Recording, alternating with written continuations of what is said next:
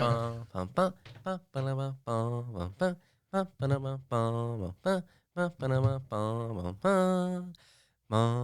the way. Why I messed up. Wait. Oh, goodness. Joey, that's our cold open. Anyway. That's our cold open. Welcome to the Back in the Gap podcast. Today we're talking about biblical joy. I am Joey, not to be confused with Joy, and I'm joined by Travis and Ware. Yay. Yeah. Let's go, Joy. Oh, goodness No, gracious. in all seriousness, though, I don't know. Whenever you sent the text out saying we don't want to talk about joy, I was like, you know what? I like that. I like the idea of talking about joy and how we can find joy because the world can be very cruel. So I like it a lot. I like the idea. Yeah, it's something that is obviously it's a fruit of the spirit, right? So it is important. But it's one that we a lot of times I think minimize or overlook a little bit.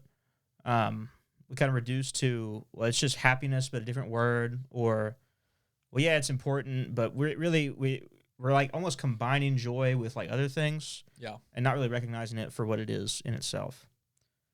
So I really want to do this episode. try to have some thoughts. On what? On Joy.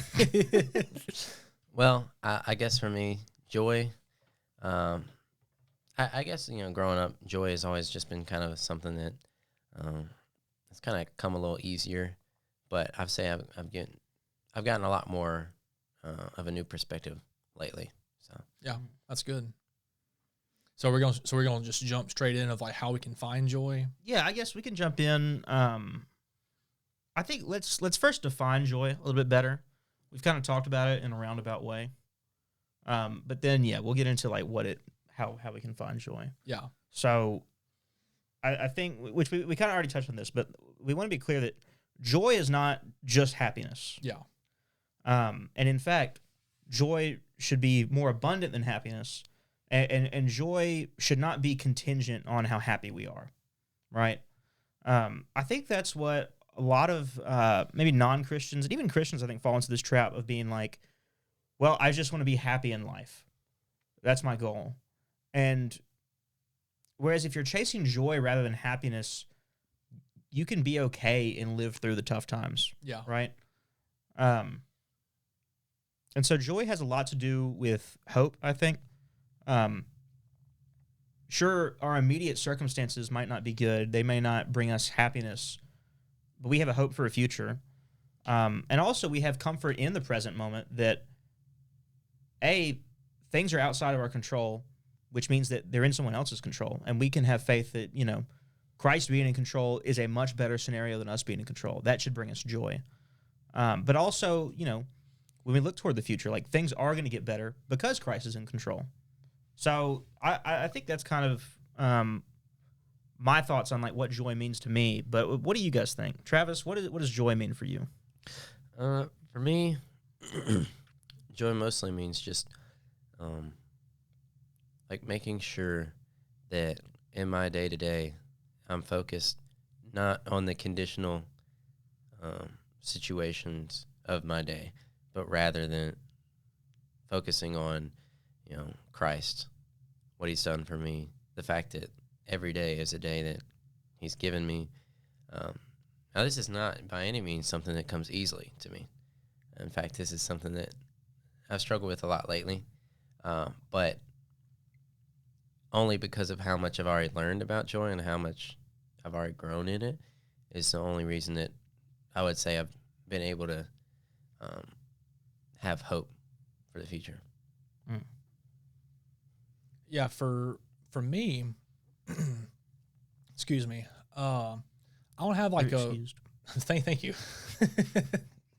I've always thought I don't have like a definition of joy, but I've always thought of distinguishing because you talked about how joy is different from being happy, which is very true. And I've always thought happy is more of you can feel joy, but happiness, the way I've always I could be wrong, so feel free to tell me if I'm wrong in this. But I've always thought more of happiness is more of like, well, something good happens, so it's more of that like emotion based off of that, And joy is like regardless of the position or the situation you are in, like you are choosing to, find joy in that. And that's why I've kind of always thought joy to be, where happiness is more of like, well, I feel this way only because this good thing has happened. Joy is more the intentional. I don't care what's happening. I'm choosing to think about, X, Y, and Z. Yeah, I really like that way of putting it. I would agree with that. Not that joy like doesn't have an emotional element to it, but it's so much more of a choice to find joy. Yes. Whereas happiness almost always has to do with external circumstances. And that's not to say that happiness is bad, right? No. That's just to say like there's a clear difference in what we're talking about. So yeah, I really like that way of putting it. I would agree with everything that you said there. Oh, cool. I I don't know why I had that reaction. I was like, oh, cool. As if you expected maybe he wouldn't. I'm no authority. I'm just agreeing with you. Yeah, I know, but I don't know. I don't know Yeah. why I reacted in that manner. Why I reacted that way. It brought me great joy. You to hear found say joy in that, huh? I found joy and happiness. That's right. So yeah, I think now that we've kind of talked about like what joy is and the fact that it is a choice, what are some situations for y'all where you've had to choose joy? How do you learn how to choose joy more in life? Really good advice that I got one time was from our young adult pastor that we had a few years ago, and he's moved on to a different church. But we were actually talking about our lesson wasn't about this, but it was kind of like a place he went to within our lesson. I can't remember what the actual lesson was on, but he touched on joy a little bit, and he talked about how a good way we can find joy is focus on what's true. Because it's very easy to walk this world and only to focus on what's bad, right? And which it is hard because I used to struggle with. I don't want to say I was like depressed, but I did have like anxiety a lot. Like big crowds would freak me out. So a really good example, I remember we took a family vacation to Pennsylvania, and being in big crowds, being around people I didn't know, it freaked me out, and I thought I was just super weird that no one would really take me in to be their friend and all that stuff. But to make a long story short, there was like a basketball court and I wanted to go play basketball where there was a group of guys in there playing on one side of the court. I had the other half all free to myself, but the thought of them inviting me to play with them like freaked me out. So I chose not to play because I was like, well, I'm no good and they'll make fun of me, blah, blah, blah. All that type of stuff went through my head. And what I had to do was, well, I got to focus on what is true. Well, what's true is that, well, I do have friends, and my friends don't treat me like that, and so going through all the steps of like, hey, well, what is true about me? What's true about my life? Now, granted, everyone's life experience is different. People come from different backgrounds, so I'm not saying that I'm like just the set example of this because it is different for everyone. But yeah, so I would say, focus on what is true. I remember we had a friend of mine, she was freaking out about taking a CPA exam, and she was thinking that she wasn't good enough to take it. And I kind of told her the same thing. Well, we'll focus on what is true. Is that, well, what's true is you're not a failure if you don't pass that exam. Like, you're still a very accomplished person, and you've done X, Y, and Z, and you're studying the best you possibly can. So you can't let this, define you. Choosing to find what's true. Yeah, I really like that. Especially, dealing with, whether it be, different anxieties or depression. There are all sorts of lies that we have in our head all the time about life. Spiritual warfare is something we're going to get into later on this podcast. Not this episode, but in a different episode. There is a lot of battle happening in the mind of what is true and what's not. And when we do focus on what's true, when we see how God is working in our lives, what God has provided us with, that should bring us joy, right? Yeah. No, I really like that. Travis, what about for you? How do you find joy in life? How have things gotten more difficult? How do you work through that? For me, growing up, I guess I had it pretty easy, I guess. and just from a regular life standpoint, and also from a spiritual standpoint. So, and from a spiritual standpoint, I grew up in a great youth ministry, children's ministry, had great connections with great guys, including y'all, and that kind of made life pretty easy on a spiritual standpoint. And because I always had those connections at back to school, everything, and I always had that to draw upon and kind of strengthen me. And then, from a world standpoint, I wasn't really school was not a struggle for me. So like social life wasn't too much of a struggle for me really. And so it wasn't really too difficult for me to find joy. And joy was kind of just right there for me. However, that is changed a lot. Going to college and constantly being busy with a major that, I chose for myself. And don't get me wrong, I enjoy it. But, it's just something that is going to instill certain levels of stress and make you kind of anxious. And so now I've kind of been in a place where, especially last year, where I was kind of very anxious all the time, very stressed about everything, couldn't focus on anything except for trying to produce the work that I had to do. And like that was what my entire day was focused on. And so trying to, obviously with that being what was taking my focus was not on God. And so that was a real struggle for me, especially about winter last year, because that's where it got really heavy. And so it kind of, it hurt my emotional position, my spiritual position. And so that's not necessarily to be used as an excuse necessarily, but like going from having it kind of easy on a spiritual sense to having it more difficult on a spiritual sense kind of hit me pretty hard. So how I've had to learn to kind of deal with that lately is much more about like, how do I start my day? How do I finish my day? And like, how do I like kind of fill the in between? And so making sure that when I start my day, it's not just like, okay, get up, go to school, because that becomes very mundane, very like rinse, repeat, very like, what's the word I'm looking for? Anyway, Like has no routine, I guess. Not washed out, has no life in it. Anyway, so just making sure that how I start my day, I point myself towards Christ. How I finish my day, back towards Christ, and fill the in-between with Christ. It has not been easy necessarily, but kind of establishing some more relationships with the people in that I have in school and whatnot has helped a lot. But now I'm starting to realize that I had been given a great community before. Now I have to find that community or possibly grow that community myself. And so just focusing on the fact that I need to draw more from Christ in order to make that happen. So, Yeah, for sure. Yeah, I relate to a lot of what you had to say there, Travis. Especially with like, I think in a very similar way. Like, I grew up, joy was not a struggle of mine, right? It was very easy to find joy, because I had it pretty easy growing up, right? Very similar experiences to you.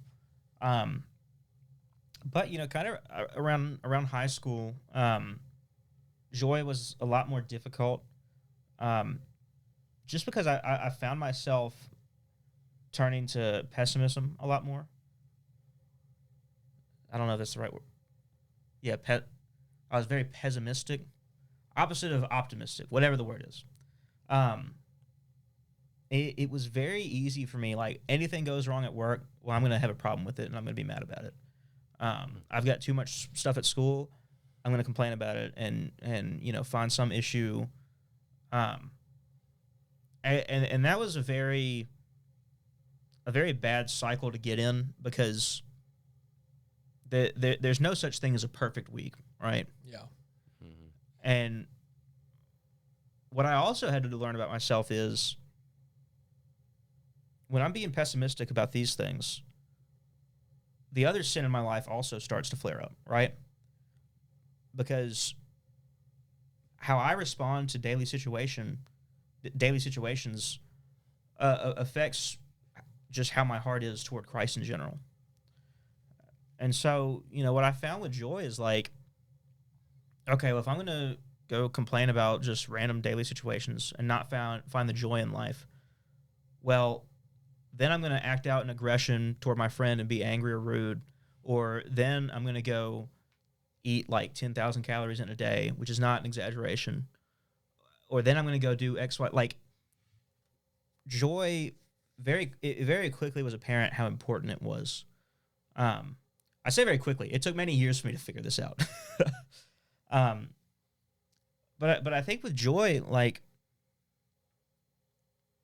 I mean, Ware, what you had to say, I've never heard it put like that, but just taking a step back and really realizing, well, what is true about my life right now? Yeah. Sure, there may be, these issues here. I may be super stressed out. I may have way too much work on my plate, but God has continued to provide for me. Mm-hmm. He's continued to allow me to grow closer to my friends around me, closer to Him. And there's just so much to be thankful about. And when you do flip it like that and you do find joy, well, you find that the other areas of your life also start to improve. Because these issues in our lives are not isolated. They're all connected together, right? If we're growing closer to Christ in one area, in all areas, we're going to be growing closer to Christ. Yeah. And so, for me, joy is just, especially within recent years, it has been about finding balance. And if I find myself being pessimistic, I have to wonder, okay, well, what area in my life am I also struggling in that's leading to pessimism? Or is this pessimism going to start leading me to do worse in other areas? Like, I can't look at it as an isolated issue. And I think that's a very helpful thing to understand, because then you are able to find more joy. And as you continue to find joy in Christ, you continue to improve, and it becomes easier and easier. Not to say that it is easy, but it just becomes so much more natural, I guess is the word I'm looking for. Yeah, and both of y'all really talked about, being more intentional. It does take effort, we have to remember we can't sit around and wait for something good to happen. Sometimes we have to take action and make it happen not for ourselves. Well, I mean, I'm trying to figure out a way how to word it, but we live in a world where if you wait on the world to do something good for you, most of the time it's going to let you down. Yeah. Because there's more evil in this world. It's easier to be drugged down than to be brought up. Yeah. And it's I feel like so many times that we want to pray to God. I've done this plenty of times, and I say, well, God, I pray I'll be more joyful. And God's going to give you those chances to be more joyful. And so you have to realize that, hey, I'm not joyful, but then make the effort of, okay, well, what can I do to be more joyful, to look towards Christ? And that's what y'all both talked about, is having that intentionality of, well, I can't wait around. Now, sometimes there will be just good natural things happen, but a lot of times we have to have that ability to say, okay, well, I need to act in X, Y, and Z way to have good things happen, because I'm being obedient in God, and God's calling me to do this. And, and it looks different for every person, but, just being willing to step out and take the opportunities that God does give you to be more joyful is very important. Yeah. I think that's a huge point. And I can't remember if it's something we brought up in our episode on patience, but, something you said, if you pray to God to be more joyful, God isn't going to snap his fingers and then all of a sudden we're just happy-go-lucky all the time. Yeah. He's going to give us those opportunities where joy is difficult and we have to choose joy. Same thing with patience. You ask for patience, God is going to give you situations where patience is incredibly difficult, and then you have to choose patience. And that's how we, build these things up. It's not just such and such is just a joyful person. That's just the way they are. No, it's okay. If you want to be more joyful, go to God, and it's going to be a struggle, but He'll allow you to grow in that. So I'm glad you brought that up, Ware. Yeah. Do y'all have any personal stories of where y'all sought God and acted, and which like we kind of touched on it, but are there any like specific stories that y'all have? Yeah, I've got one, man. Work is, my first job was at a local aquarium store where I worked with Travis and our friend Josh. And that was just always a struggle. It was so easy for me to complain about something that happened. The job I think it was a great first job, but there were just a lot of aspects of it that sucked, right? And I think that job was really helpful for me to grow. But I remember there was one time that I straight up just snapped at my boss for no good reason. The situation, Travis is laughing at me.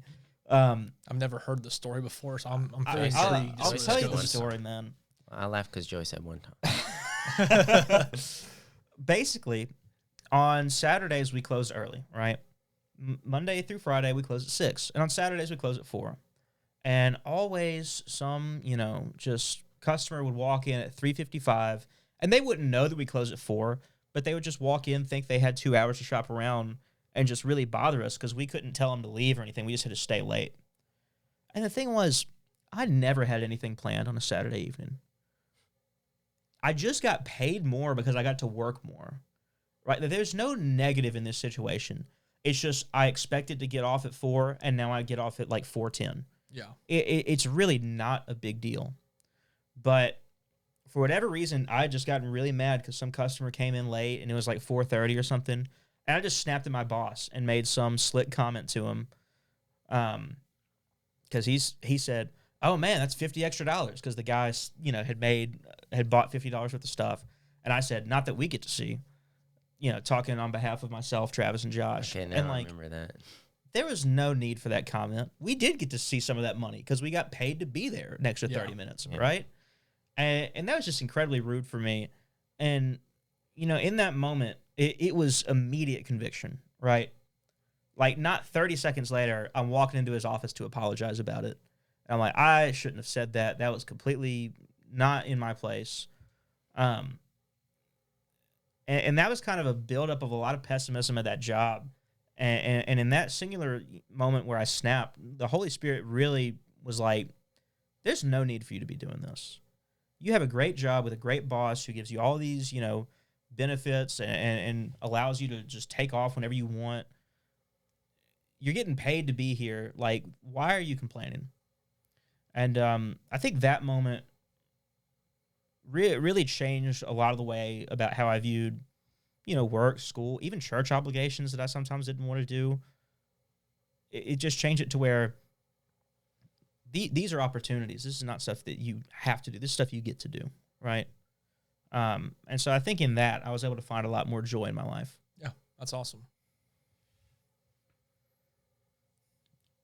Well, I don't have any specific memory like Joey about like a specific issue that kind of brought a realization to me. But I guess for me, there are many different times where like I'll either go into like a worship night or something, or I'll go into like a Thursday night just feeling like really like upset about like the workload that I've had that week, or really upset about the free time that I didn't get to experience that week, or just feel like kind of, and it's okay to be burnt out, like that's a real thing. You get burnt all the time. But whenever I would get burnt out, I wouldn't be seeking Christ in that moment. I'd just be, grasping to that 30 minutes of free time that I really want that really didn't do anything for me the next day at all. And so just whenever I'm going into a situation where I would be hearing the word or whatever, God just kind of, I guess, break down that wall. And it was like, you realize that you have it really good right now, right? I mean, yeah, schoolwork is a lot, but literally everything else about your life is provided for. I mean, you're not paying for anything necessarily. You're living at home. You don't have to pay for food. You don't have to pay for any of this stuff. All you have to do is show up, do the work, maybe lose a little bit of sleep every now and then, and then you're going to get a degree. And, yeah, maybe the 5th year I might have to take out a loan, but, I mean, if everything goes correctly, I'm not going to have to worry about that for very long. I guess it's like a lot of times God is like, you've been sitting here worrying about this whole time, and you haven't been approaching me. You know, what you should have been doing this entire time is seeking me, and then you wouldn't have felt so burnt out maybe so quickly, because whenever I'm a lot closer to Christ, I don't get that feeling of like dread every single time I have to sit down and start working on something. And so I guess just in general, kind of that winter quarter of last year was where I was kind of just neglecting all of that, neglecting Christ and whatnot. And so that spring quarter, whenever school kind of let up a little bit, God was like, hey, now that you're finally like actually paying attention to what I'm having to say, listen to what I'm trying to tell you right now, because chances are it's going to get busy again. And when it gets busy, you need to be prepared. And so that's just kind of how the past year has kind of gone in terms of learning how to grow in joy, because joy isn't something that you can just exist in. It's something you kind of have to prepare yourself for. It's something where you have to kind of just build up in preparing for a bad situation or preparing for everyday life. It's kind of something that you don't just get in the present. You have to kind of, do retroactively, or not retroactively, what's the word? Anyway, in preparation for. Proactively? Proactively. You have to proactively work on your relationship with Christ and getting joy out of it for your life. So. Yeah. My story, this is actually a very recent story that's happened about a few months ago. It was back in like June or July. So I've told like no one about this. I think only my parents though, because I went home and I was so mad. Oh, I'm excited. So we had a lot of people from our young adult group. They had to leave because they were volunteering for camp, and I couldn't go, and there were reasons why. And because I was, because I was not able to go and I was staying, I was asked, could I lead Thursday night? Because our young adult group, we meet on Thursdays, and our young adult pastor was going to be out there volunteering for this church camp. He asked me if I could lead. I said, yeah, sure, I'd love to. I lead. It goes really well. It goes really great. They come back the next Thursday, and he genuinely forgot to, but I never received a thank you or anything like that. So I'm not blaming him. But he really just forgot to. Well, that Thursday, you were running the slides for him, and it was like your first time running the slides, and he's on stage in front of everyone, and just goes, hey, let's give a round of applause for Joey for working the slides. Oh, man. And that ate me. I don't even remember what the lesson was, because I was just mad. I could pull up the slides for you. And that just ate me up for the entire Thursday, where I couldn't even pay attention. Yeah. and which was very selfish of me to be that angry about it. Cause I mean, it was just an honest mistake, you know, and whenever we serve, which we talked about this before, it's not really about us. It's not really about, you know, the recognition. It's just that we get to serve. Yeah. And go home that night, and I'm just pacing just back and forth in our living room. I mean, I was that mad about it. Yeah. And I told my parents about it, and I told them about it. I calmed down, and which I knew I was being dumb, being that angry about it, because it's really not a big deal. It's not, you know, it really wasn't. And you know, we're praying to God, and I don't remember everything I prayed about, but I was just basically just saying, help me not to hold a grudge against, you know, our young adult pastor. You know, I love him, and help me not to be angry, and help me not to get this angry again, and all that. And we talked about, you know, finding what's true and being intentional going forward. And in that moment, because I try to make an effort every day whenever I wake up, whenever I pray, or at least I try to pray each morning or every morning. And I try to pray about, you know, God, help me just to find your goodness within my day. Yeah. And everything. And I took a step back, and I took that advice that was given to me by our previous young adult pastor.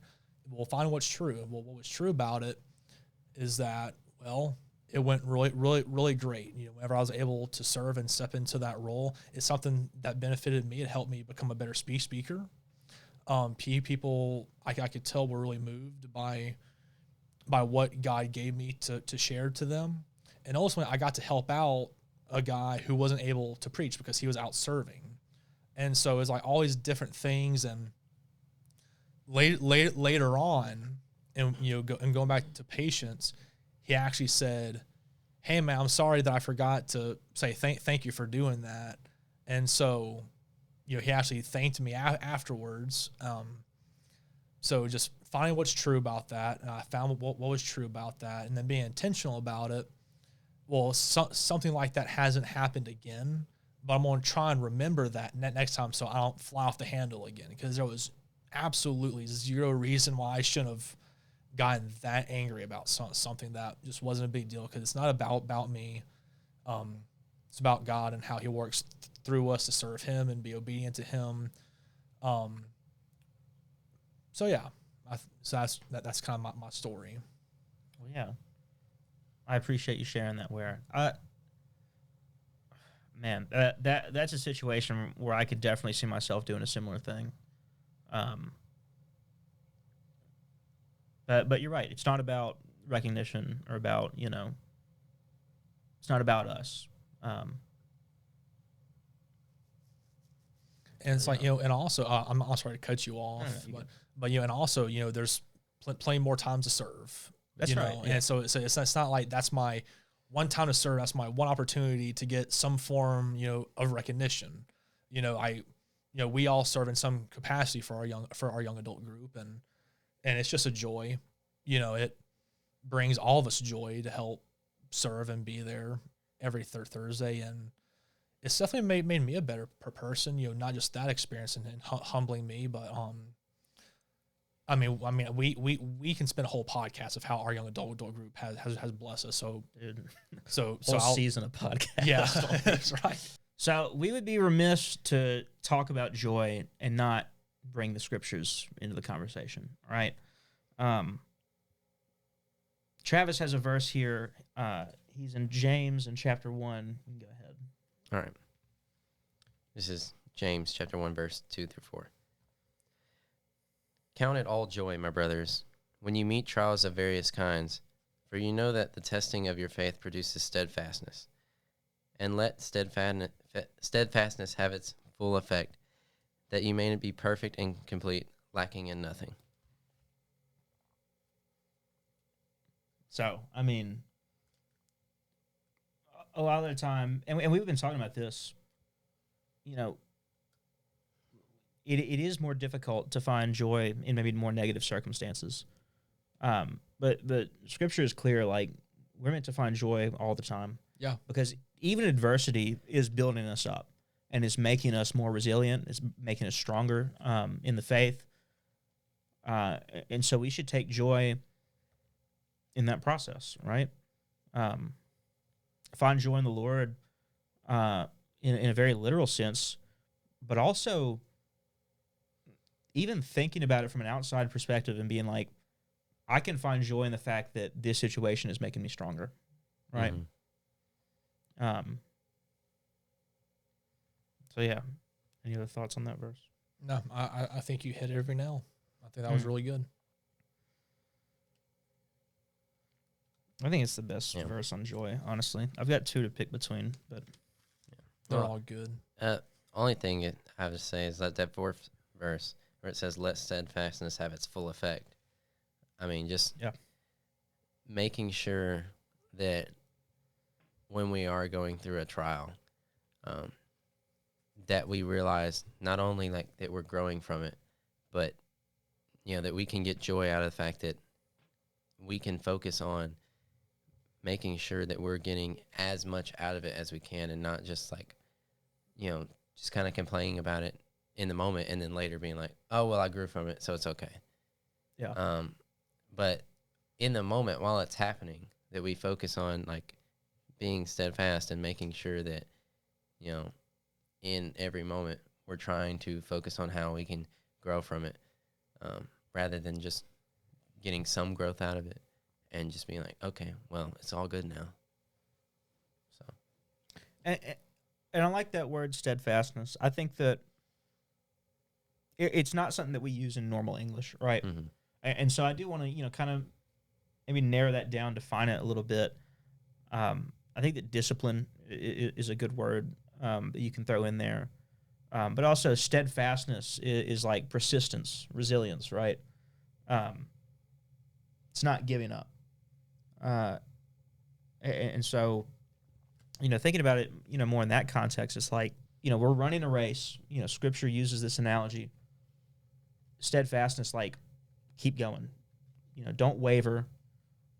Use motivation to build discipline, and use discipline to get you through it, right? I think it's really important.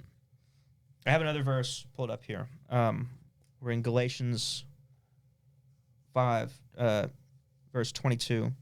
But the fruit of the Spirit is love, joy, peace, patience, kindness, goodness, faithfulness, gentleness, self-control. Against such things there is no law. And I know that's a verse that we quote a lot, right? That's where we find the fruit of the Spirit. But I think there's good reason it's quoted a lot. It's very important.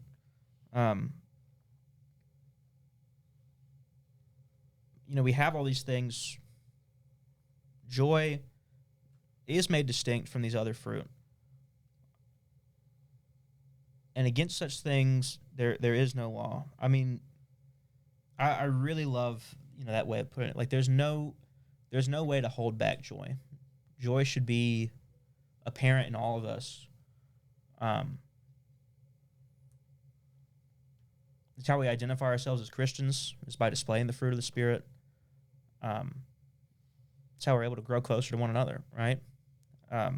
Continuing on in verse 24, and those who belong to Christ Jesus have crucified the flesh with its passions and desires. So we belong to Christ Jesus. For us to display the fruit of the Spirit, we have to crucify the flesh, right? It's not something that's just easy and just a default, thing that comes for us, right? You don't get saved and then all of a sudden you just display the fruit of the Spirit fully. It is something that we continually have to work on and push ourselves toward. So, do we have any other thoughts on biblical joy? I've not. I think we hit everything, and yeah, I think we have hit on and touched on everything. So, I think this was a very productive and really good episode. I think so too. I'm really glad that we did this. I'm excited to I think slowly we're gonna try to dive into all 7 fruit of the Spirit. But joy is something that is so pertinent. It's so important right now with the state of the world. Mm-hmm. And it'll always be important, right?